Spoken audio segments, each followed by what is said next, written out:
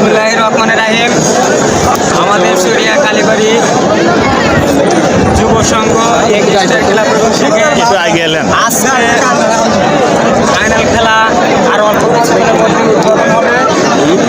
আমাদের চুরিয়া কালীবাড়ি এই ঐতিহ্যবাহী কালীবাড়ি প্রতি বছরের ন্যায় এবারও বিশাল ফুটবল খেলা হয়। আজকে যে অংশগ্রহণ করছেন তার এক প্রান্তে থাকবে সবুজ সংঘ এগিস্টার ক্লাব, অপর প্রান্তে থাকবে শক্তিশালী সলঙ্গা এগিস্টার ক্লাব। আপনাকে যদি ইচ্ছা দেখাতে চাই, দেখেন প্রচুর দর্শক হচ্ছে। আমরা আর কিছুক্ষণের মধ্যেই এ পরিমাণ জায়গা আছে, তারপরেও খেলা পাওয়া যাবে, মানুষকে জায়গা দিতে পারবো না। আজকে যে সবুজ সংঘ এগিস্টার ক্লাবের ইতিমধ্যে অনেকগুলো ভালো ভালো মানের প্লেয়ার চলে এসেছে।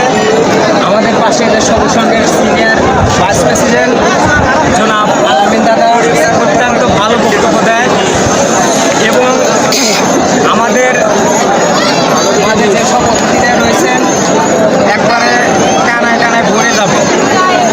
এই অতিথিদেরও বসার জায়গা করে দিতে পারি না আমরা, একটা একই অবস্থা। আমাদের যে চুরিয়া কালীবাড়ি পশ্চিম পাড়া আমাদের চাচা জনাব শাহ আলম সরকার অত্যন্ত পরিশ্রম করে আমাদের এই 3টা বছর যাবৎ এই চুরিয়া কালীবাড়ি পুরো করা এই খেলার আয়োজন করেছে। যেমন আমরা চুরিয়া কালীবাড়ি পুরো করা এবং কাকা এই বছর আমাদের এই খেলা দেখার সুযোগ করে দিয়েছেন। কাকা অনেক পরিশ্রম করেন আর আমাদের যে খেলা অনেক সুন্দরভাবে হয়, আমাদের বিশৃঙ্খলার সৃষ্টি হয় না।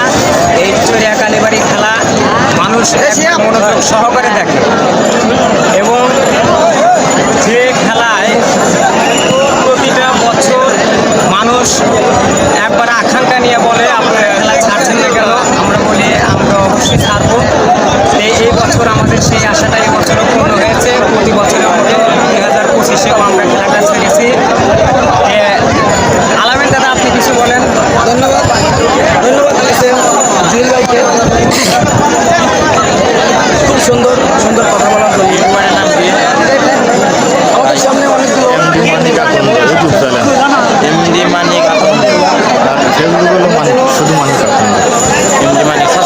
বলতে চাই না, একটা কথাই সেটা হলে আমরা যেন এই খেলা থেকে জানি আমরা বিজয় ঘোষণা করতে পারি, এ দলটাই সকল দর্শকের কাছে চাই।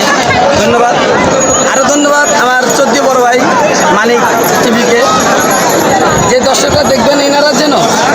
ধন্যবাদ আমার খুব কাছের একজন বন্ধু, যিনি আমার একবারে 14 মানুষ, আর ইনি আমাদের খুব সম্মানিত একটা দাদা।